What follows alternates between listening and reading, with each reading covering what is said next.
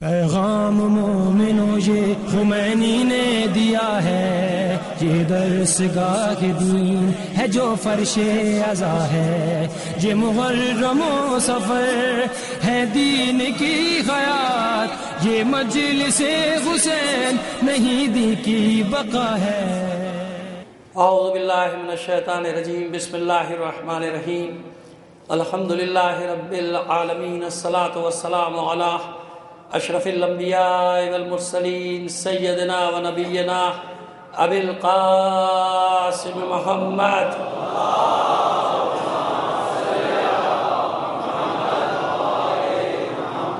وآلہ الطیبین الطاہرین المعصومین، ولعنۃ اللہ علی اعدائہم اجمعین من الآن الى قیام یوم الدین، اما بعد فقد قال اللہ تعالی فی کتابہ المبین وہو اصدق القائلین وقولہ الحق۔ بسم اللہ الرحمن الرحیم، قل لئن اجتمعت الانس والجن علی ان یاتوا بمثل ھذا القرآن لا یاتون بمثلہ ولو کان بعضهم لبعض ظہیرا۔ صلوات بھیجیے محمد علیہ محمد۔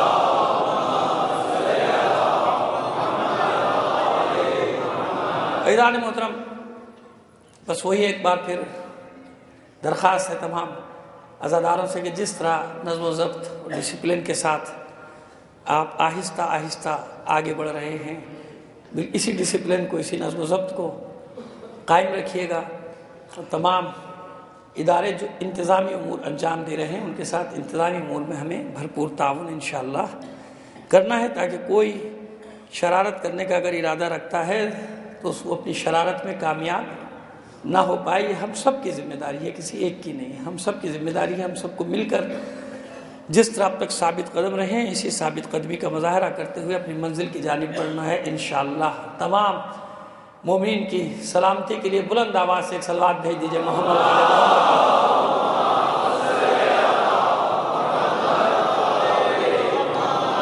کل ہم نے جہاں بات کو چھوڑا تھا وہیں سے بات کو لے کر آگے چلتے ہیں، کیونکہ وقت کی قید ایسی ہوتی ہے کہ اس میں ظاہر ہے کہ پہلے اشرے میں آپ جانتے ہیں، آپ کی بھی مصروفیات کو میں جانتا ہوں، میری بھی مصروفیات کو آپ جانتے ہیں، تو اس میں بعض اوقات ایسا ہوتا ہے کہ ایسی جگہ چھوڑنا پڑ جاتا ہے مضمون کو کہ تشنگی باقی رہ جاتی ہے، اس امید پر کہ اگر دوسرے دن زندہ رہے تو پھر اس کو آگے بڑھائیں گے۔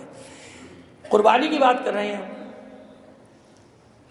کہ اسلام کے لیے جو قربانی دی گئی اور دی جا رہی ہے، اس کا سلسلہ ہم نے پہلے ہی کہا تھا کہ انبیاء تک جاتا ہے، اہل بیت علیہ السلام کی قربانیوں کا سلسلہ۔ جتنی بھی قربانیاں ہیں یہ سب استمرار ہے، تسلسل ہے، چاہے ماضی میں ہو چاہے آئندہ۔ آج بھی اگر اسلام کے لیے کوئی سینہ سپر ہے، حقیقی اسلام کے لیے، پوری دنیا گواہ ہے، آپ کے بھی سامنے ہے کہ اگر حقیقی معنی میں کوئی سامراجی طاقتوں کے سامنے کھڑا ہوا ہے، اسٹینڈ لیے ہوئے برسر پیکار ہے، تو وہ شیعان حیدر کرار ہے۔ اور دیکھیے اس کا سب سے بڑا ثبوت میں آپ کو بتاؤں، کہتے ہیں کبھی کبھی آپ اپنے دام میں صیاد آ جاتا ہے، وہ اپنے دام میں صیاد خود بخود آ گیا، وہ جو چلا رہے ہیں نا مسلسل سامراج کے خلاف بڑی باتیں کر رہے ہیں اور بڑی بڑی دلیلیں دے رہے ہیں کہ ان کے خلاف کتا بھی مارا جائے تو صحیح کہا، ویسے کتا بھی مارا جائے تو ان کے لیے خیر، یہ اب ان کا نظریہ، ہمیں اس سے بحث نہیں۔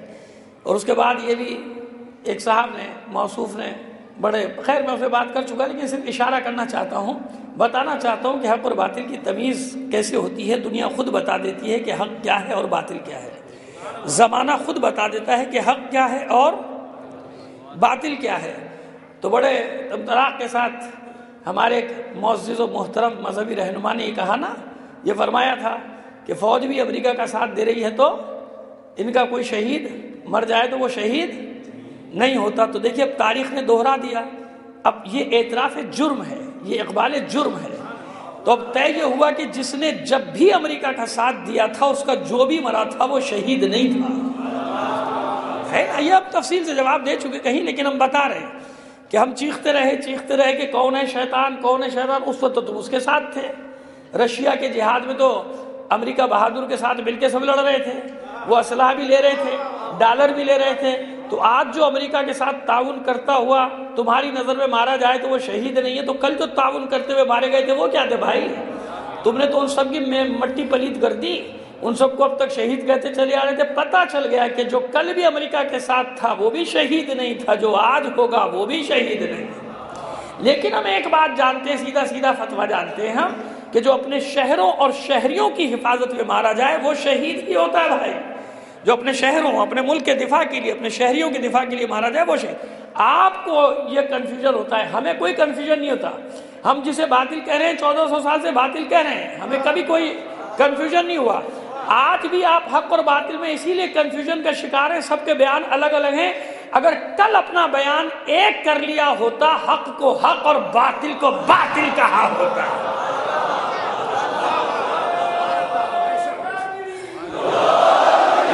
اب میں کیا اشارہ کروں صاحبان مجلس کے سامنے، سب کے ذہن چلے گئے، تاریخ کے آخری سرے تک چلے گئے کہ نہیں چلے گئے. یہ جب سے کنفیوژن چل رہا ہے، جب سے ان کو پتہ ہی نہیں یہ بھی صحیح وہ بھی صحیح، یہ بھی حق وہ بھی حق، یہ بھی جنتی وہ بھی جنتی، مرنے والا بھی مارنے والا بھی دونوں جنتی. آج کی بات کر رہا ہوں، آج تو یہ صورتحال ہے. باطل لڑ رہے ہیں نا، مرنے والا مارنے والا سب. ایک زمانہ تھا اس کے لیے کہتے ہیں کہ مرنے والا بھی جنتی اور مارنے والا بھی جنتی، کیونکہ کہیں کیا، اس کو باطل کہہ نہیں سکتے، اس کو باطل کہتے ہوئے شرم آتی ہے. یہ ہوا نا پہلے زمانے میں. تو وہ کنفیوژن آج تک اس میں یہ پڑے ہوئے، اس سے نکل نہیں پا رہے کہ کیسے اپنے آپ کو نکالیں اس جنجال سے، کہ حق کو کیسے حق کہیں، باطل کو کیسے باطل کہیں. ہم تو بابا کھلم کھلا جس کو حق کہتے ہیں اس کو حق کہتے چلے آ رہے ہیں 1400 سال سے، ہمیں کوئی کنفیوژن نہیں ہوا. لاکھوں شہید ہو گئے، اب تک تو کروڑوں کی تعداد ہو گئی ہوگی بھائی 1400 سال میں. اتنے شہداء دینے کے بعد بھی ہم کبھی کنفیوژن کا شکار نہیں ہوئے، کیونکہ پیغمبر ختمی مرتبہ صلی اللہ علیہ وآلہ وسلم کی ذات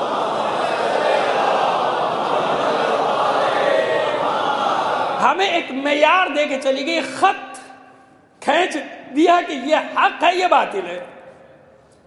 علی مع الحق والحق مع علی.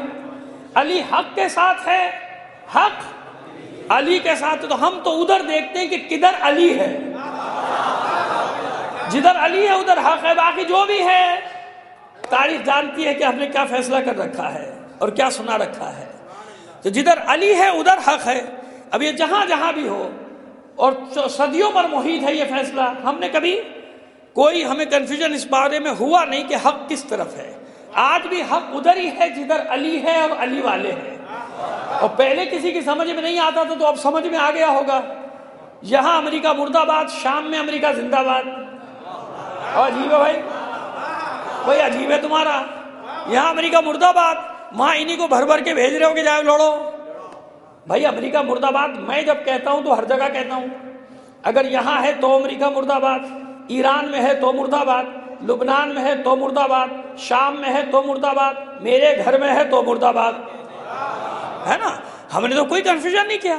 اگر امریکہ کا حامی جہاں بھی ہے، ایران میں ہو تو جب بھی ہم کہتے ہیں مرد آباد. اپنے گھر میں میرے حامی ہوگا تو میں کہوں گا مرد آباد. مجھے تو کوئی کنفیوژن نہیں، میرا بیٹا ہوگا تو میں کہوں گا مرد آباد، امریکہ کا حامی. آپ بھی تو کہو نا کہ یہاں کیوں، جہاں جہاں بھی اس کے حامی ہیں سب مرد آباد نا. تو یہ کنفیوژن جس سے یہ نکل نہیں پا رہے باہر اس جنجال سے کہ کیسے جان چھڑائے. یہاں تو امریکہ کا جو یار ہے غدار ہے، غدار ہے. عرب دنیا میں کہو نا، میں نے تو کہا کھل کے کہا کہ جہاں بھی ہے غدار ہے. کسی بھی جگہ ہو، میرے گھر میں وہ امریکہ کا دوست ہے تو غدار ہے. آپ بھی تو کہو صرف پاکستان میں کیوں، جہاں بھی ہے اس کا دوست، جہاں بھی ہے اس کا یار غدار ہے کہ نہیں ہے نا غدار. مگر کیسے کہیں وظیفہ بند ہو جائے گا، کہہ دیا تو وظیفہ بند ہو جائے گا. تو یہ وہ، کیونکہ تاریخ میں ہمیں کبھی کنفیوژن نہیں ہوا. ہم نے حضور کے اجداد میں بھی وہ نور تلاش کیا. ہمیں معلوم ہے کہ قربانیوں کی داستان کہاں کہاں تک ہے. رسول کے بعد نہیں، رسول کے آنے کے لیے زمین ہموار کرنے کے لیے بھی قربانیاں دی گئی ہیں. بنی ہاشم قربانیاں دیتے رہے تاکہ زمینہ سازی ہو اس نور کے ظہور کے لیے جو رسالت مآب صلی اللہ علیہ وآلہ وسلم کی.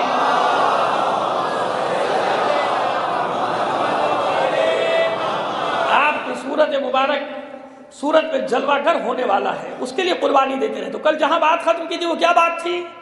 جناب عبد المطلب اکیلے قربانی دے رہے اور عجیب منت مان لی. دیکھیے اب تضاد آپ کو نظر آئے گا خود میری گفتگو میں.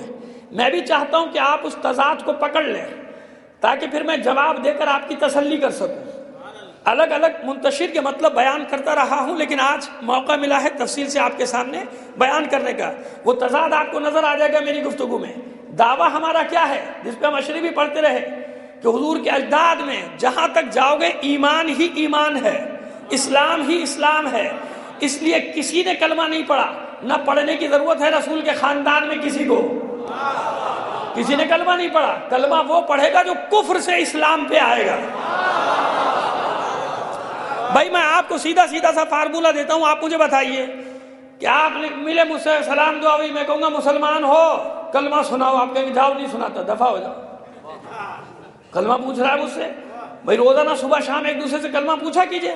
اگر کلمہ نہ سنا ہے تو مرتے وقت کہا کیجئے نہیں میں پورے 50 سال رہا ہوں اس نے ایک بار بھی کلمہ نہیں سنایا. یہ دلیل بنے گی؟ نہیں بنے گی نا. ہاں جس کے بارے میں یہ پتا ہو کہ پہلے کافر تھا، یا مثلا پہلے ہندو تھا، پہلے عیسائی تھا، وہ اگر مل جائے وہ ایسی بات کریں تو آپ کہیں گے بھائی اسلام بھی قبول کیا یا نہیں کیا، ذرا کلمہ تو سنانا. تو وہ جلدی سے سنائے گا بھائی یہ کلمہ پڑھ کے مسلمان ہوا ہوں میں، ایسے تھوڑی. لیکن کیا آپ صبح شام پورے بازاروں میں مارکیٹوں میں کلمہ پوچھتے پڑتے ہیں کسی سے؟ وہ معلوم ہے مسلمان ہے، مسلمان شہر میں رہتا ہے، مسلمان آبادی میں رہتا ہے، جب تک خود اعلان نہ کرے کہ نہیں بھائی میں مسلمان نہیں ہوں تو اب تو مسلمان ہی سمجھیں گے نا. تو کلمہ اس سے پوچھا جاتا ہے جو کہ کفر کا پہلے یقین ہو، اس سے نہیں پوچھا جاتا جو مومنوں کے گھر میں پیدا ہوا ہو. اس سے تھوڑی پوچھا جائے گا.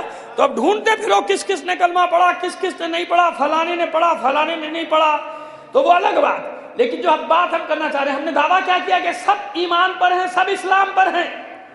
جناب عبد المطلب جب تلاش کر رہے تھے زمزم، کھود رہے تھے زمزم، تھک جاتے تھے. ایک بیٹا ساتھ دے رہا ہے، جو کہہ رہے جناب عبد المطلب مان رہا ہے بیچارہ. حارث وہاں دعا کی تھی اپنے بیٹے کی بیچارگی کو دیکھ کے کہ معبود کاش میرے 10 بیٹے ہوتے تو کتنی جلدی میں یہ کام کر لیتا. تو مجھے 10 بیٹے دے گا تو ایک قربان کر دوں گا. اس زمانے میں قربانی ہوتی تھی نا. بڑے ہوشیار تھے سرداران عرب. پوری تاریخ میں کسی سردار عرب نے اپنے بیٹے کو قربان نہیں کیا، دوسروں کے بچوں کو قربان کراتے تھے. آج تک بڑے ہوشیار ہیں، دوسرے بچوں کو جیکٹ پہناتے ہیں، اپنوں کو نہیں. سمجھ میں آئی بات؟ زمانے جاہلیت میں بڑے ہوشیار تھے قریش. یہ جو بچوں کی قربانیاں ملتی کہ بھیٹ چڑھاتے تھے، کسی سردار نے اپنے بچے کو بھیٹ نہیں چڑھایا. پبلک کو بے وقوف بنا رکھا تھا، پبلک اپنے بچوں کو لا کے بھیٹ چڑھاتی تھی. اب وہی منت مان رہے ہیں عبد المطلب. اب تضاد آ گیا میری بات میں کہ نہیں آ گیا؟ زمانے جاہلیت کی منت مان رہے ہیں، اے مالک اگر تو نے 10 بیٹے دیے تو ایک قربان کر دوں گا. اللہ نے سن لی، 10 بیٹے دے دیے. ان 10 بیٹوں میں سب سے چھوٹا کون؟ جناب عبداللہ. ایسے ہی ہے نا. اسی لیے کہتے ہیں پیغمبر ختم مرتبہ صلی اللہ علیہ وآلہ وسلم کہ میں دیکھیے اس کی سند دے رہا ہوں آپ کو اس روایت کے صحیح ہونے کی جو واقعہ پڑھ رہا ہوں کہ آپ نے فرمایا کہ میں 2 ذبیحوں کا بیٹا ہوں، ایک اسماعیل اور ایک میرا بابا عبداللہ، کیونکہ دونوں کو قربانی کے لیے تیار کیا تھا ان کے یعنی جس کو پدر بزرگوار نے دونوں کو. کہ میں 2 ذبیحوں کا بیٹا ہوں. میرے والد بھی قربانی کے لیے تیار ہوئے اور میرے جد جناب اسماعیل بھی تیار ہوئے. تو اب قربانی 10 بیٹے، سب سے چھوٹا عبداللہ، سب سے پسندیدہ وہی، نور رسالت بھی پیشانی میں ہے. یہ بھی واقعات آپ سنتے رہتے ہیں کہ کچھ قتل کرنے کے در پہ تھے اور کچھ عقد کرنے کے در پہ تھے کہ کسی طرح مجھے اپنے عقد میں لے عبداللہ تو یہ نور مجھ میں آ جائے. لیکن بابا اسلاب شامخہ اور ارحام مطہرہ کی بات ہے. واقعات پڑھتے ہیں نا آپ جناب عبداللہ کے بارے میں کہ جب گزر رہے تھے تو اس عورت نے عقد کا، خواہش کا اظہار کیا. جب واپس گزرے تو اس نے اظہار نہیں کیا. پوچھا جناب عبد المطلب نے کہ بھئی جاتے وقت تو بڑی خواہش مند تھی کہ میں نکاح کر لوں اس سے، عبداللہ سے، میرے بیٹے سے عقد کی خواہش مند تھی، اب کیا ہوا؟ کہا کہ جب اس وقت گیا تھا تو نور تھا، اب عقد ہو گیا. جب عقد ہو گیا تو معلوم ہے کہ کہیں منتقل ہوا، نور چلا گیا کہیں. لہٰذا سب جانتے تھے کہ نور رسالت ہے، عبد المطلب بھی جانتے تھے، مگر منت پوری کرنی ہے، نذر مانی ہے کہ 10 بیٹوں میں سے ایک کو قربان کروں گا، ایک کو قربان کروں گا. بیٹوں کو جمع کیا، بیٹے تابعدار، فرما بردار، اطاعت گزار. کہا بھائی دیکھو میں نے منت مانی تھی، اب تم سب سمجھدار ہو گئے. سب سے چھوٹا بیٹا عبداللہ بھی سمجھدار ہو گیا. اور میں نے یہ منت مانی تھی، قید نہیں لگائی تھی کسے، میں نے یہ منت مانی تھی کہ 10 بیٹے ہوئے تو ایک کو قربان کر دوں گا، اپنی اولاد میں سے ایک کو قربان کروں گا، بتاؤ کیا کروں؟ سب بیٹوں نے سر جھکا دیا، آپ جس کو چاہتے ہیں قربان کیجیے، ہم سب تیار ہیں، آپ جسے چاہتے ہیں قربان کیجئے۔ جناب عبد المطلب نے فرمایا کہ نہیں، یہ تو ناانصافی ہو جائے گی، ایسا کرتے ہیں کہ قرعہ ڈالتے ہیں۔ قرعہ ڈالا گیا، جناب عبداللہ کا نام آ گیا، آپ نے بازو تھام لیا جناب عبداللہ کا، چلو بھائی تمہارا نام آ گیا، سارے بھائی آگے بڑھائے، جانتے تھے کہ عبد المطلب کتنا چاہتے ہیں اپنے بیٹے عبداللہ سے، کتنی محبت ہے، کتنی الفت ہے، کہ نہیں ایسا غضب نہ کیجئے، ہم میں سے کسی کو قتل کر دیجئے، قربان کر دیجئے۔ عبداللہ کو نکالی، نام اسی کا ہے۔ بچوں نے اصرار کیا کہ دوبارہ قرعہ ڈال دیجئے، ایک بار اور قرعہ ڈال دیجئے، چلو تمہارے کہنے پہ ایک بار اور قرعہ ڈال دیتے ہیں۔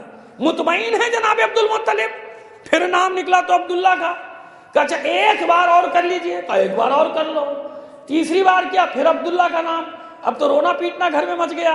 اب بتائیے جناب عبداللہ کی ماں کا کیا حال ہوا ہوگا، کیا حال ہوا ہوگا، لیکن اس کے باوجود تیار، راضی ہیں کہ نہیں جو اللہ کی رضا ہو۔ اب پورے مکے میں خبر پھیل گئی کہ عبد المطلب اپنے بیٹے کو قربان کرنے کے لیے لا رہے ہیں، پورا مکہ جمع ہو گیا کہ یہ کیا غضب کر رہے ہیں، کیوں؟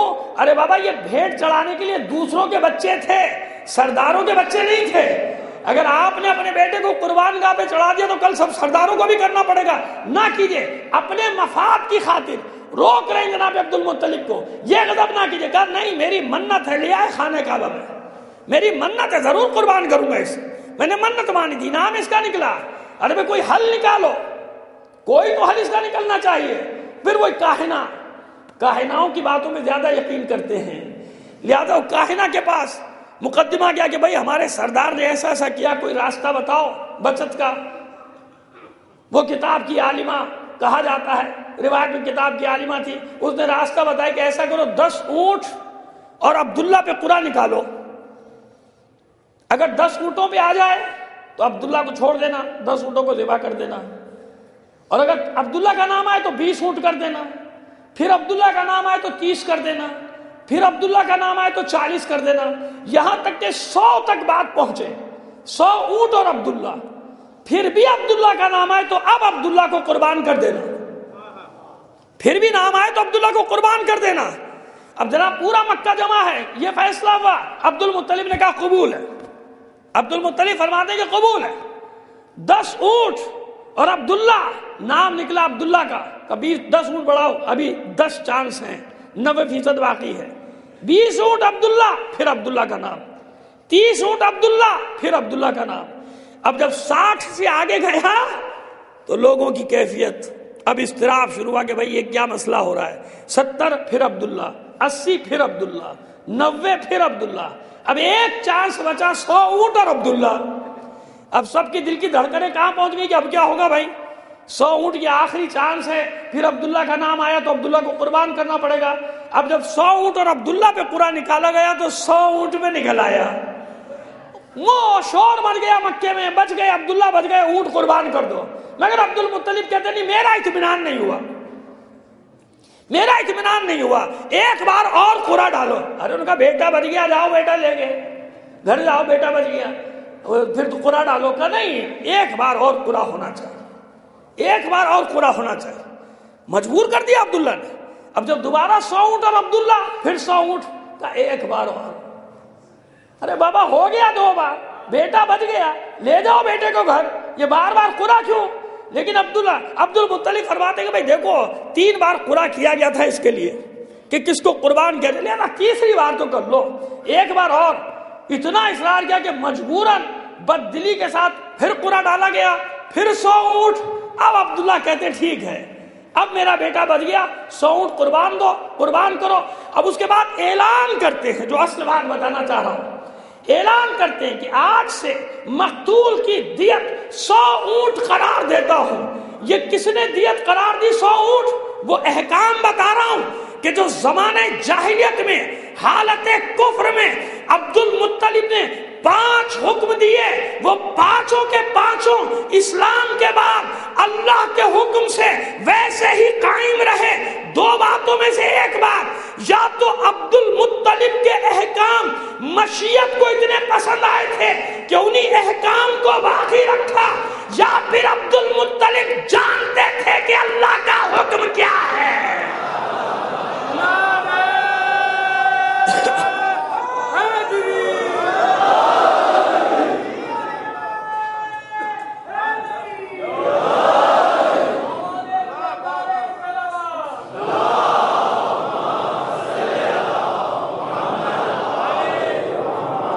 بھائی دو میں سے ایک ہی بات ہے نا، اعلان کیا کہ آج کے بعد یہ سب نہ کرنا۔ مقتول کا دیا 100 اونٹ قرار دیتا ہوں۔ آج تک فقہی حکم یہی ہے، شرعی حکم یہی ہے۔ ہاں آپس میں معاملہ ہو جائے قاتل اور مقتول کے خاندان میں وہ الگ بات کہ جتنے پہ بھی ان کا فیصلہ، لیکن فیصلہ نہ ہو تو مقتول کا دیا کتنا ہے؟ حکم شرعی کیا؟ 100 اونٹ۔ یہ 100 اونٹ کس نے قرار دیے؟ جناب عبد المطلب نے۔ کب؟ جب ابھی حضور کا نور مبارک ظاہر بھی نہیں ہوا، ابھی جناب عبداللہ کا عقد بھی نہیں ہوا، 14-15 سال سے زیادہ کی نہیں ہے، بس سمجھدار کا لفظ ہے کہ سمجھدار ہو گئے تھے۔ 14-15 سال کا بچہ سمجھدار ہوتا ہے۔ اب مجھے اس وقت اعلان کرے 100 اونٹ، سقایت الحاج قرار دیا۔ اللہ نے کہا یہی حکم ہے۔ طواف کرتے تھے زمانے جاہلیت میں، کتنے ہی چکر کاٹ لیتے تھے، 100 چکر، 20 چکر، ایک چکر میں تھک گئے بیٹھ گئے، کوئی تعداد مقرر نہیں تھی۔ ایک تو برہنہ طواف کو بند کیا، خبردار اللہ کے گھر میں لباس میں آیا کرو۔ اس زمانے میں بھی ایسے لوگ تھے جو یہ کہا کرتے تھے کہ اللہ نے جیسا پیدا کیا ہے ویسے ہی رہو، سمجھتے تھے جانور ہیں، جانور ہیں۔ جانور کتنا پروگریسیو ہے، کچھ بھی نہیں پہنتا جسم پہ۔ کتنی ترقی کی علامت ہے، کتنی بڑی ترقی کی علامت ہے کہ مختصر ترین لباس بھی نہیں پہنتا۔ لوگ اس کو تمدن کی علامت سمجھتے ہیں، جتنا کم سے کم لباس پہنا جائے۔ معذرت کے ساتھ، خیر اب یہ ہمارا تو موضوع نہیں ہے۔ تو بند کیا طواف، ابھی جمع کیا، کیا کرتے ہو بھائی؟ یہ طواف کا تم نے کوئی سلسلہ ہی نہیں رکھا ہوا، تو بھائی کیا کریں پھر؟ آپ بتا دیں۔ بھول گئے تھے، طواف کے سب چیز مقرر تھی، مگر صدیوں کے گرد و غبار نے اصل دین کو چھپا دیا تھا۔ جیسے آج ہوتا ہے، اتنا گرد و غبار ڈال دیا گیا کہ حقیقتیں کہیں روپوش ہو گئی، چھپ گئی حقیقتیں۔ سمجھانے میں بڑی دیر لگتی ہے، ایک بات کو سمجھانے کے لیے نامعلوم کتنے طریقوں سے میدان ہموار کرنا پڑتا ہے کہ ایک بات سمجھا دی جائے، سمجھے نہ سمجھے کم سے کم سن تو لیں، کیونکہ اب سننے کی بھی ہمت نہیں رہی لوگوں میں حقیقت کو۔ ایک صلوات بھیجیے محمد علیہ محمد پر۔ خیر جناب، تو بھئی کہاں سے شروع کریں کہاں پہ ختم کریں یہ بھی طے نہیں تھا۔ اپنا عصا لیا عبد المطلب نے، حجر اسود کے کنارے کھڑے ہوئے، ایک خط کھینچا، ایک لکیر کھینچی جو آج تک کھینچی ہوئی ہے، یعنی اسی نشان کو آج تک باقی رکھا گیا۔ اعلان کیا یہاں سے شروع کرو، جب واپس آؤ گے تو یہیں پہ ایک چکر ہوگا۔ زمانے جاہلیت میں مقرر کیا کہ کہاں سے شروع کرنا ہے، کہاں سے ختم کرنا ہے، یہی اللہ کا حکم، یہی رسول کا حکم بتا دیا عبد المطلب نے کہ یا اللہ کو میرا نشان پسند آیا یا میں جانتا ہوں کہ حکم خدا کیا ہے۔ دو میں سے ایک ہی بات، کوئی تیسری بات نہیں۔ اور پھر ایک طواف 7 چکروں کا، یہاں سے جاؤ گے گھوم کے آؤ گے ایک چکر، تو 7 چکروں کا ایک طواف مقرر کیا کس نے؟ عبد المطلب نے۔ اسلام کے بعد یہی 7 چکر جو قرار دیے تھے عبد المطلب نے، انہی کو رسول نے فرمایا یہی حکم خدا ہے، یہی سے شروع کرو، یہی پہ ختم کرو۔ 7 چکر مکمل ہوں گے تو ایک طواف ہوگا، یہ ہے وہ عبد المطلب۔ جناب ابو طالب کی تو میں بات ہی نہیں کر رہا، کہتے ہیں کہ حضور کے اجداد کافر، یہ ہے عبد المطلب، جانتا ہے کہ حکم خدا کیا ہے، مگر ماحول ایسا ہے کہ اگر یہ کہہ کے بتایا جائے کہ اللہ کا حکم ہے تو لوگ نہیں مانیں گے، کہیں گے تم کون ہو ہمیں بتانے والے، اللہ کا حکم تم کہاں سے آ گئے۔ لہذا زمین ہموار کرنی پڑتی ہے جناب عبد المطلب کو ایک حکم پہنچانے کے لیے۔ تو یہ قربانی جناب عبد المطلب جو دے رہے ہیں اپنے بچے کی اعلان کر رہے ہیں کہ میں جانتا ہوں کہ یہ فعل غلط ہے جو تم کرتے ہو، مگر اسی طریقے سے آئے، جانتے تھے کہ اللہ بچائے گا عبداللہ کو، اس لیے مطمئن عبد المطلب کہ نور رسالت اس کی پیشانی میں ہے، اسے کوئی طاقت نقصان نہیں پہنچا سکتی۔ زمانے جاہلیت کے ایک حکم کو ختم کرنا تھا، اللہ کے حکم کو قائم کرنا تھا، اس لیے جیسی ان کی ذہنیت تھی وہیں سے جناب عبد المطلب آئے تاکہ ان سے حکم منوایا جائے اپنی منت کے ذریعے سے۔ حکمت عملی، حکمت عملی، ورنہ جانتے ہیں کہ ایسی منت ماننا ہی غلط ہے، ایسی منت نہیں مانی جاتی۔ تو وہاں سے قربانیوں کی داستان۔ آمنہ، جناب آمنہ بنت وہب، جناب خدیجہ الکبریٰ سلام اللہ علیہا کہتے ہیں کہ خواتین میں سب سے پہلے ایمان لائیں۔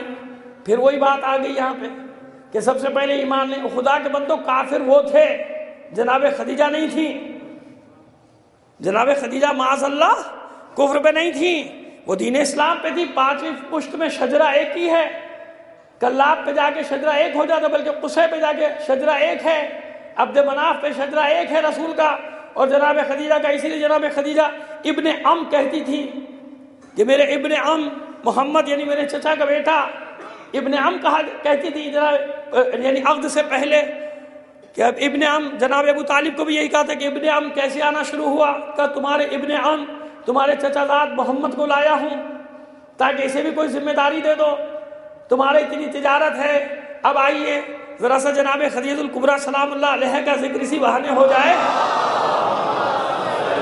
یہاں تک لائے آپ کو، یہاں تک لائے آپ کو، تو اس ذکر کے بغیر کیسے آگے بڑھیں گے؟ زمانے جاہلیت میں لقب ہے جناب خدیجہ الکبریٰ سلام اللہ علیہ کا طاہرہ، طاہرہ۔ باقی پہلی تو بعد میں ہم جماعت ثانی کی مجالس میں پڑھا کرتے ہیں تفصیل سے، لیکن یہاں تو ہمیں مختصر صاحب کو ایک پیغام دینا ہے۔ طاہرہ کیوں طاہرہ کہا جاتا تھا جناب خدیجہ کو؟ باطنی معنی الگ جو ہم جانتے ہیں کہ کیوں طاہرہ کہا جاتا تھا۔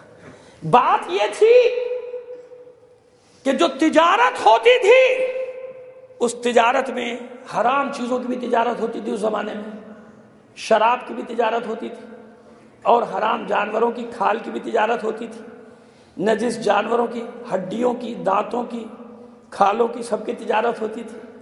واحد ہستی تھی جناب خدیجہ کہ جن کے کاروبار میں کوئی مورخ لکھنے کی جرت بھی نہیں کر سکتا، سوچنے کی بھی جرت نہیں کر سکتا کہ کسی ایسی چیز کا بھی کاروبار تھا۔ اگر کوئی ایسی چیز کا کاروبار ہوتا تو کبھی بھی رسول مال تجارت لے کر نہ جاتے۔ معلوم ہے سب کو، سب حرام ذریعوں سے دولت بڑھانا چاہتے تھے، جیسے آج ہوتا ہی نہیں ہوتا۔ حرام خالی حرام چیزوں کی تجارت سے تھوڑی ہوتا، چیزیں حلال ہیں، طریقہ حرام ہے، یہ بھی تو حرام ہے نا۔ وہ گندم بیچ رہا ہے مگر مزدوروں کا خون نچوڑ نچوڑ کر، غریبوں کا خون نچوڑ نچوڑ کر، فلور مل میں کام کرنے والے مزدور کو پیٹ بھر کے روٹی نہیں ملتی، حسرت سے دیکھتا ہے کام کرتے ہوئے، اس کو تو دہاڑی روزانہ کی مزدوری ملتی ہے نا۔ یہ ہے سرمایہ داری نظام کا خاصہ، غریب سے غریب تر، غریب غریب سے غریب تر، امیر امیر سے امیر تر۔ یہ ہے فرسودہ جاگیرداری نظام کی خاصیتیں جن پہ بات نہیں کرتے۔ ان کے مسائل اور ہیں رہنماؤں کے، ان کے مسائل اور ہیں، ان کے مسائل کرپشن والے، جس میں ترقی کی ہے، جس میں یہ آزاد ہیں، وہ ہے کرپشن۔ باقی جو لوگوں کے مسائل اس سے انہیں کیا سروکار؟ انہیں پیٹرول خریدنا نہیں ہوتا، انہیں آٹا خریدنا نہیں ہوتا، ان کی بجلی جاتی نہیں، ان کی گیس کبھی جاتی نہیں، انہیں کیا پتا کہ ٹماٹر کیا کلو ہے اور پیاز کیا ہے؟ ٹماٹر سے بھی غریب کا بیچارے کا اب کہاں واسطہ رہا، انہیں کیا معلوم یہ پیاز یہ آلو کیا کلو ہے، یہ پیٹرول کیا لیٹر ہو گیا، ویگن کا کرایہ کتنا ہو گیا، خیر میں کیا کروں، مجبوری ہے میری، ہٹ نہیں سکتا یہ باتیں کیے بغیر، آنکھیں بند کر کے ممبر پر بیٹھ نہیں سکتا، کیونکہ میرا رشتہ ایسے مکتب سے ہے، کربلا سے ایسا جڑا ہوا ہے کہ مظلوموں کی بات کروں اور وقت کے مظلوموں کا ذکر نہ کروں تو پھر کیا کروں؟ مجھے بتائیے کہ بیچارے ظلم و جبر اور اس نظام، فرسودہ نظام کی چکی میں پسے ہوئے لوگ کہاں سے گزارا کریں؟ مگر ان کا کیا، تو یہ بھی حرام ہے نا، ان کا حق مار کے چاہے جائز چیزوں کی تجارت کرو تو بھائی حرام ہے نا، کہتے ہیں نا حرام ہے۔ اور بھی حرام کے کتنے طریقے ہیں، چنگی پہ ٹیکس پہ حرام، نہیں دو ٹیکس اتنا ہمیں دے دو، حرام ہوا کہ نہیں ہوا؟ ٹیکس چوری مطلب جس کو کہتے ہیں۔ لیکن خیر اب اس نظام میں آپ کو کیا کیا بتاؤں، کیا عرض کروں، لیکن جو کہنا چاہ رہا ہوں کہ اس زمانے میں کوئی نہیں کہہ سکتا تھا کہ خدیجہ کے مال میں ذرا سا بھی حرام کا شائبہ ہے، اس لیے کہا جاتا تھا طاہرہ، ایماندار ترین، اسی لیے تو غلام سے کیا کہا تھا، مداخلت نہ کرنا محمد کے کام میں۔ اتنا تو خدیجہ بھی جانتی ہے کہ محمد کون ہے، بس دیکھتے رہنا، جو دیکھتے رہو مجھے بتا دینا آگے۔ وہ حیران تھا جب اس نے آگے بتایا کہ کس طرح تجارت کی، کیسے بادل کا ٹکڑا ساتھ ساتھ رہا، بڑا دل چاہ رہا ہے تفصیل میں جاتا، لیکن بہرحال وقت کی قید میرے ساتھ ساتھ رہتی ہے اور مجھے بہت ساری باتیں آگے کرنا ہے۔ تو جناب خدیجہ طاہرہ، اب آپ دیکھیے، آپ آیات بہت بار سنتے رہتے ہیں، سن چکے ہیں، میں اس مضمون میں نہیں جاتا، میں صرف اشارہ کر رہا ہوں۔ الم یجد کا یتیمن فآویٰ ووجدک ضالا فہدیٰ ووجدک عائلا فاغنیٰ، اے رسول ہم نے آپ کو تنگ دست پایا، اے رسول ہم نے آپ کو تنگ دست پایا تو کیا غنی نہیں کر دیا مال دے کے؟ اللہ فرما رہا ہے ہم نے آپ کو تنگ دست پایا تو کیا غنی نہیں کر دیا؟ یہ کس کا مال ہے؟ اب مجھے بتائیے کیا کسی ابو جہل کے مال کو اللہ اپنا مال کہے گا؟ اور جتنے نام آ سکتے ہیں جاہلوں کے اپنے ذہن میں لاتے جائیے، ان کے مال کو اللہ اپنا مال کہے گا؟ نہیں، اللہ نے اپنے دین کے لیے پاک ترین مال کا انتخاب کیا اور پاک ترین خون کا انتخاب کیا۔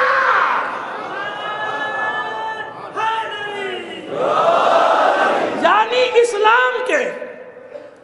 اسلام کے شجر کی آبیاری کے لیے مال بھی ہوگا تو طاہر، خون بھی ہوگا تو طاہر۔ اس لیے زمانے جاہلیت کے لوگوں سے جس طرح رسول کو صادق اور امین کہلوایا، اسی معاشرے سے جو معاشرہ چوراہوں پہ کھڑا ہو کے خواتین کی توہین کرتا تھا، ان کی حجم لکھتا تھا، ان کے لیے کلام لکھتا تھا، اور مرد خوش ہوتے تھے جب ایک دوسرے کی عورتوں کے بارے میں کوئی قصیدہ، سمجھ رہے نا قصیدے سے مراد کیا ہے، جب بیان کرتا تھا، یہ لکھا ہے تاریخ میں، خوش ہوتے تھے۔ ایک ہی خاتون ہے، ایک ہی خاتون، جس طرح زمانے جاہلیت میں ان قریش، کفار قریش نے رسول کو صادق اور امین کہا، اسی معاشرے نے خدیجہ کو طاہرہ کہا۔ گواہی دلو،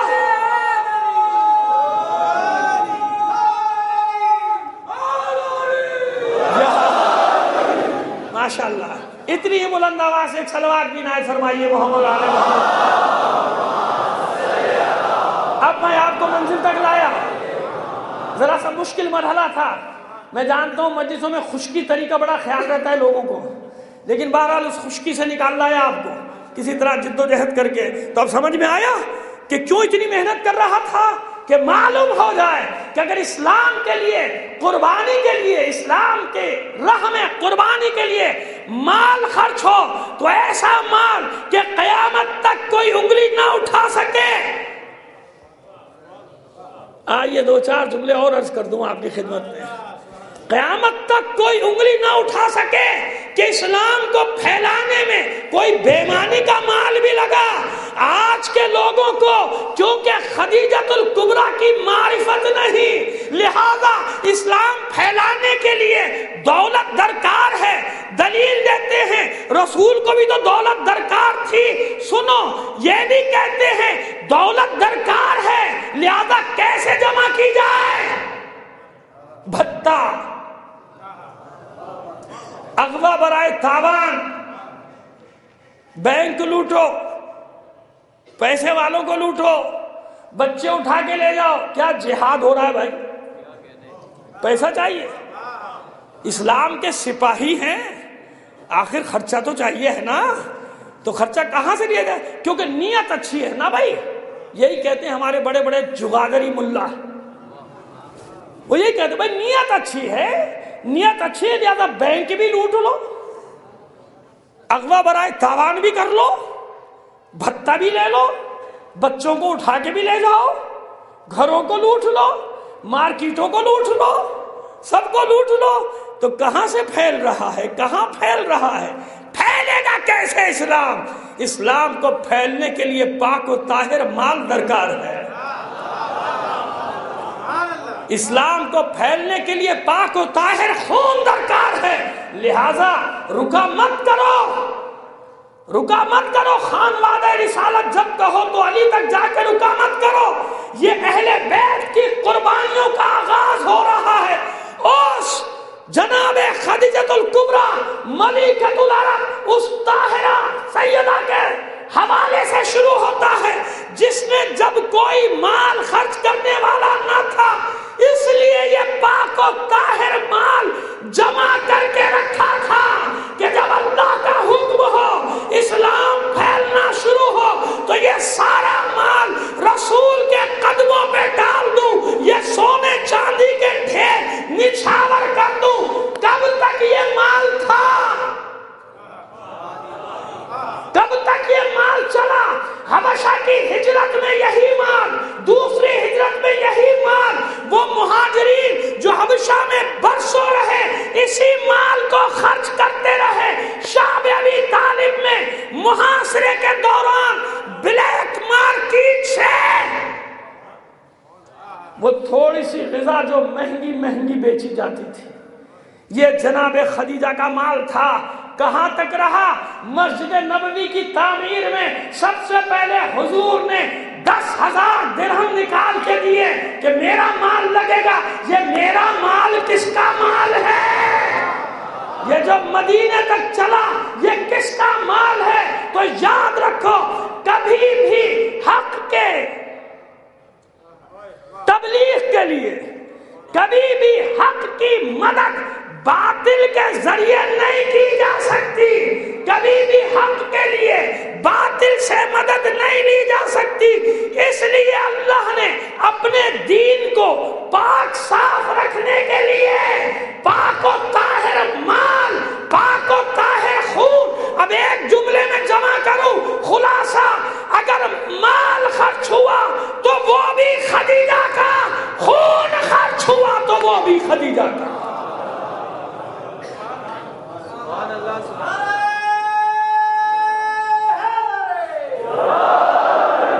یہی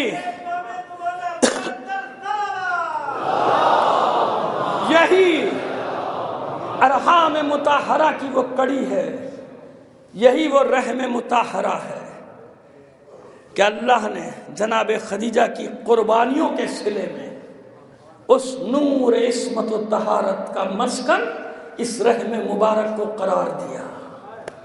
سمجھ میں آ گئی میری بات؟ اس قابل پایا اس رحم مبارک کو، اس رحم مطہرہ کو، کہ اس نور عصمت و طہارت کو، اس نور فاطمہ زہرا کے لیے مسکن قرار دیا. کیوں؟ قربانیوں کے سبب سے. لہذا مولا کائنات کے بعد جو 11 اماموں کا سلسلہ ہے، کیا اس میں خدیجہ کا کوئی حصہ نہیں؟ خدیجہ ہی تو وہ امانت دار ہے جس کے رحم مبارک نے میں اس نور نے پرورش پائی، نور فاطمۃ الزہرا.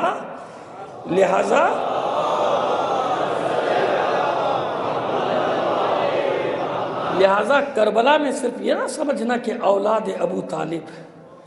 میں ہمیشہ اس بات کو سمجھاتا ہوں لوگوں کو، یہ نہ کہو کہ صرف اولاد ابو طالب.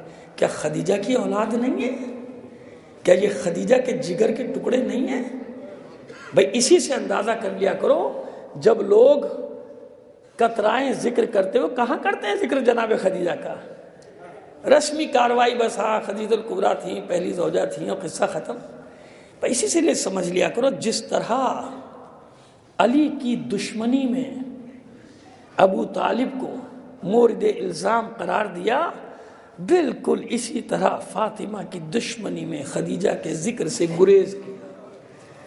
کیونکہ اگر خدیجہ کا ذکر زیادہ کریں گے تو لازمہ ہے کہ فاطمہ کا ذکر آئے گا، اور جب فاطمہ کا ذکر آئے گا تو اس کے بچوں کا بھی ذکر آئے گا. لہذا کربلا میں جو کچھ لوٹا جا رہا ہے وہ صرف سامان ابو طالب نہیں ہے، وہ سامان خدیجہ بھی ہے. اسی لیے جب تعارف کراتے تھے معصوم تو صرف جناب فاطمہ کا ذکر نہیں کرتے تھے، بلکہ جناب خدیجہ کا بھی ہر معصوم ذکر کرتا تھا کہ خدیجۃ الکبریٰ کس کی ماں ہے، فاطمہ زہرا کس کی ماں ہے. اس طرح تعارف کراتے تھے معصوم. اپنے آپ کو خدیجۃ الکبریٰ کا بیٹا بھی کہتا تھا ہر معصوم، صرف علی اور رسول کا بیٹا نہیں کہتا تھا. خدیجہ کے ذکر کے بغیر ثانیہ زہرا نے بھی اپنے خطبے کو مکمل نہیں کیا، جناب خدیجہ کا ذکر کیا. تو میں یہاں لانا چاہتا تھا کہ اگر مال قربان ہوا ہے تو وہ بھی پاک، خون بہا ہے تو وہ بھی پاک و طاہر. اتنا پاک و طاہر خون، اتنا پاک و طاہر خون کہ اللہ نے اسے اپنا خون قرار دے دیا. سار اللہ پڑھ چکا ہوں، تکرار نہیں کروں گا. پچھلے سال یہیں پہ میں نے اشرا پڑھا ہے، سار اللہ کی پوری تشریح کی تھی. خون خدا کبھی دیکھا کیجئے نا زیارت وارثہ میں کہ جملہ کیوں آیا، السلام علیکم سار اللہ وابن سار، اے خون خدا اور اے خون خدا کے بیٹے. جس طرح خدیجہ کے پاک و طاہر مال کو اپنا مال قرار دیا، اس طرح حسین کے خون کو پاک ترین خون سار اللہ مجازن تشبیہ دی کہ اللہ کا خون ہے. جیسے اللہ کا ہاتھ ہے ید اللہ ہے، جیسے اللہ کا گھر ہے بیت اللہ، اس طرح سار اللہ. ایسا پاک خون بہا. صفین سے واپسی میں جب گزرے ہیں مولا کائنات، کربلا کی زمین پر رک گئے، رو رہے ہیں. پوچھا ساتھیوں نے کہ مولا یہ کون سی سرزمین ہے؟ کہا یہ وہ سرزمین ہے جہاں سے پاک ترین نفوس ان کا خون بہایا جائے گا. جس جگہ پاک ترین نفوس کا خون بہایا جائے گا اور قیامت کے دن نفوس کو یہیں سے اٹھایا جائے گا.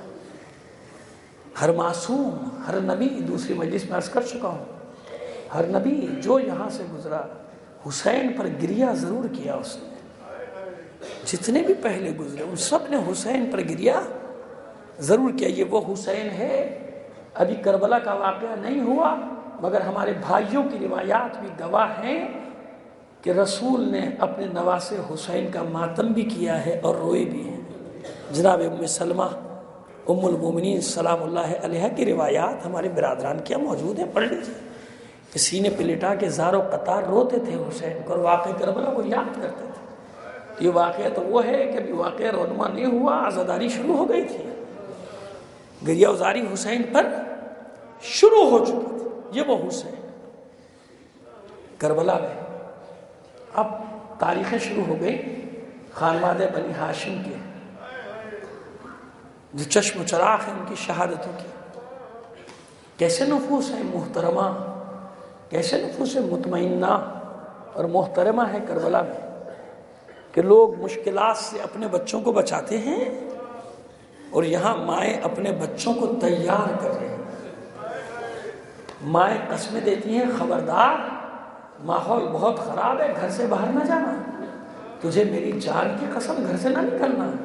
اور وہاں مائیں قسمیں دے رہی ہیں کہ میرے دودھ کی قسم ہے صبح حسین پر قربان ہو جانا.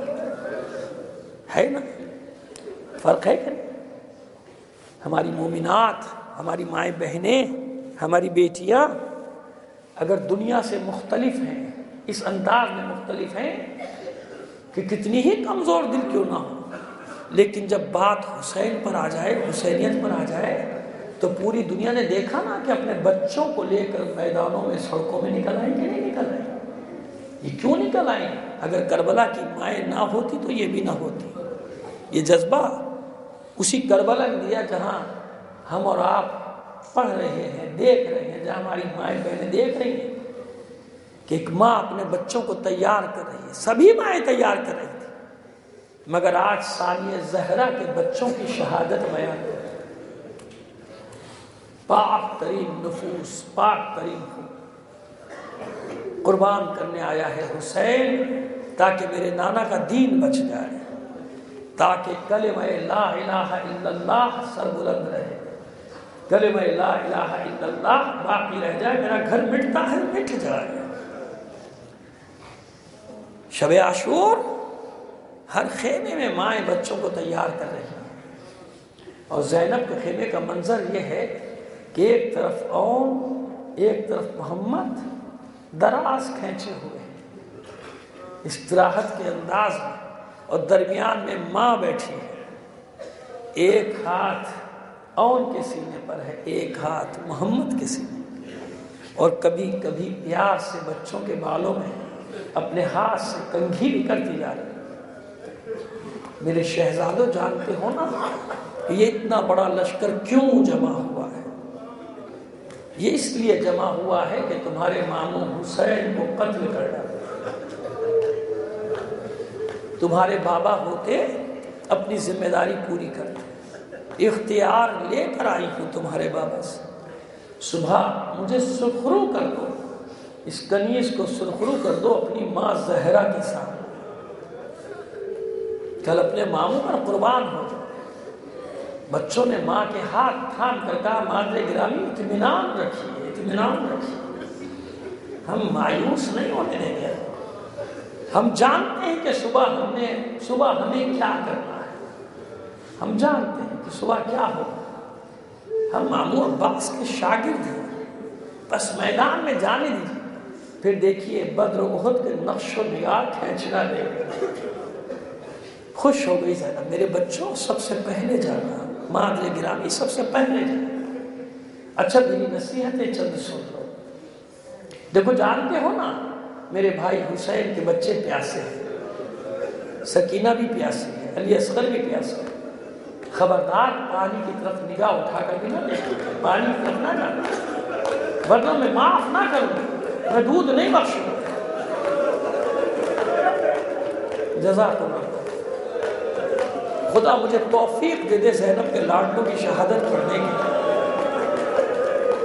بچوں نے ہاتھ جوڑ کر عرض کی مادر گرامی اطمینان رکھیے، پانی کی طرف نہیں جائیں۔ خوش ہو گئی زینب اپنے بچوں سے، بوسے لیے بچوں، فرماتی میرے بچوں کوشش کرنا پسر سعد کو قتل کر دو، یہ سردار ہے نا، یہ قتل ہو جائے گا، جنگ ختم ہو جائے گی، میرے بھائی کی جان بچ جائے گی۔ بچے وعدہ کرتے پوری کوشش کریں گے پسر سعد تک پہنچنے کی، اور بچوں دیکھو دونوں ساتھ ساتھ رہنا، ساتھ ساتھ رہو گے تو طاقت بڑھی رہے گی، الگ الگ ہو جاؤ گے تو طاقت تقسیم ہو جائے گی۔ صبح سب سے پہلے جانے کا وعدہ کیا تھا بچوں نے، صبح سے زینب انتظار کر رہی ہے کہ کب میرے بچوں کی شہادت کی خبر آئے، اپنے بچوں کی موت کا انتظار کرنے والی مائیں ملی کربلا میں۔ جب کسی شہید کا لاشا آتا تھا زینب بے چین ہوتی تھی کہ شاید میرے بچوں کی خبر آئی ہو، اور جب کسی اور شہید کا نام لیا جاتا تھا پھر زینب پریشان۔ ظہر کا ہنگام ہوا، زینب کے سامنے سے دونوں بچے خیمے کے سامنے سے ایک بار گزر گئے، فضہ کو بلایا، ذرا ان دونوں کو اور محمد کو تو بلا کر لا میرے پاس۔ دونوں شہزادے ماں کے خیمے میں داخل ہوئے، ماں کے چہرے پہ غیظ کے آثار، غصے کے آثار دیکھے، لرز گئے دونوں شہزادے، سر جھکا لیے، ہاتھ جوڑ کر کھڑے ہیں۔ غیظ کے لہجے میں پوچھا زینب نے اب تک زندہ ہو؟ کب جاؤ گے میدان میں جب میرا بھائی شہید کر دیا جائے گا، جب میرا بھائی قتل کر دیا جائے گا؟ بس یہ جملہ سنا بچوں نے زار و قطار رونا شروع کر دیا، اور عرض کرتے ہیں ہاتھ جوڑ کے مادر گرامی ہم پہ ناراض نہ ہو، ہم پہ غصہ نہ ہو، ہم صبح سے کتنی بار جا چکے ہیں مامو جان کی خدمت میں مگر اجازت نہیں ملتی میدان میں جانے۔ بچوں کی یہ گفتگو سنی، زینب کا غصہ رفع ہو گیا۔ اچھا یہ بات ہے فضہ، ذرا ماں جائے تو میرا سلام تو کہہ دو۔ بچوں کو تسلی دی، شہزادو اطمینان رکھو، میں تمہیں اجازت دلواؤں گا، میرے بچوں میں تمہیں اجازت دلواؤں گا۔ حسین خیمے میں داخل ہوئے، منظر دیکھتے ہی سمجھ گئے دونوں شہزادے بھی موجود ہیں۔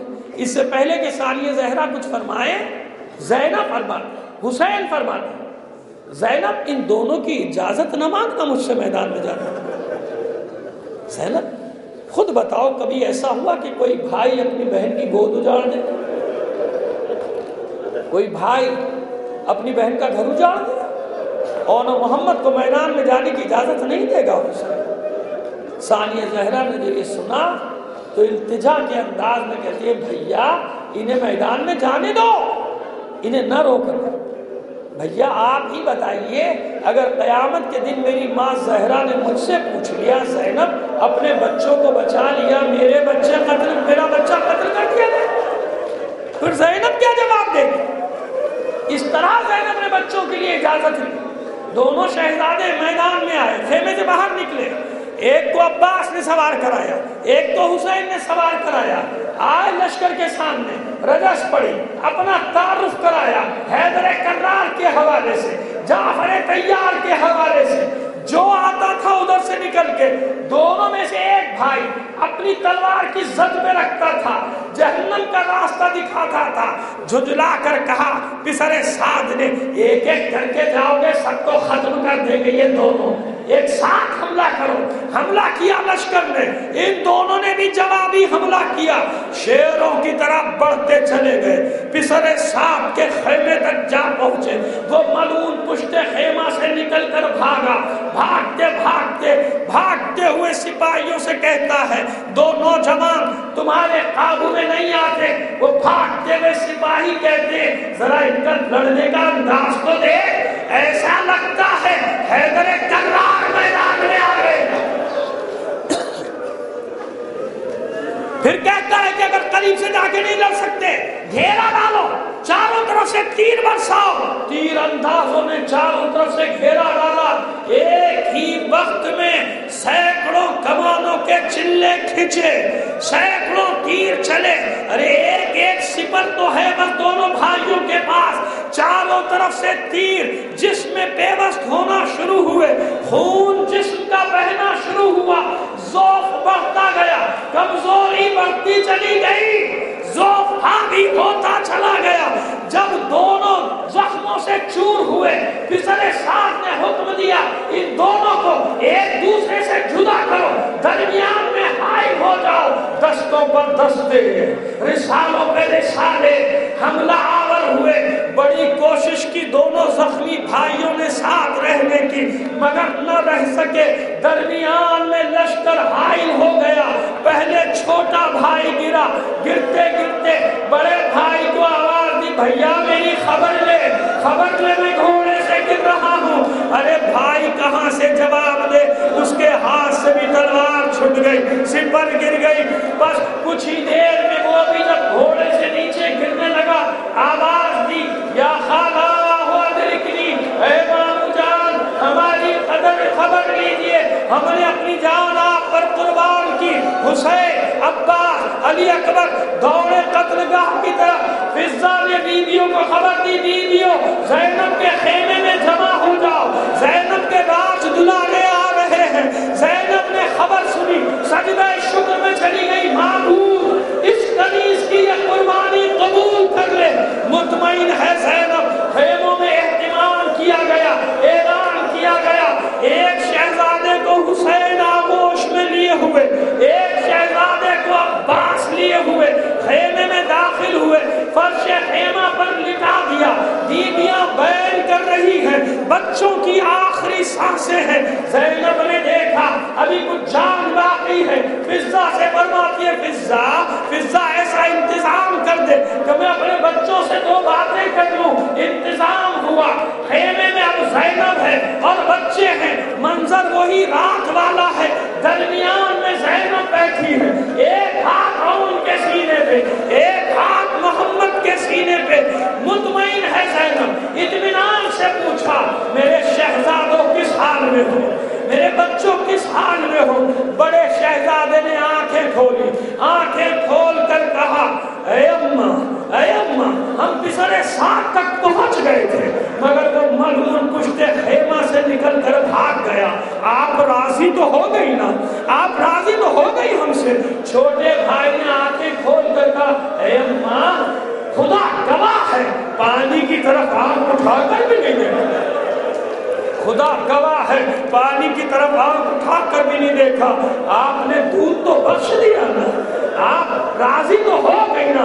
ارے عصر عاشور کے بعد زینب کبھی علی بنی، کبھی عباس بنی، کبھی حسین بنی، سب کچھ ہونے کے باوجود اور محمد کی ماں بھی تو ہے نا زینب۔ بس جب یہ جملے سنے، یہ گفتگو طفلانہ گفتگو سنی اپنے بچوں کی، زینب کے ضبط کے بندھن ٹوٹ گئے، کبھی سر پٹکتی تھی اون کے سینے پر، کبھی محمد کے سینے پر، فریاد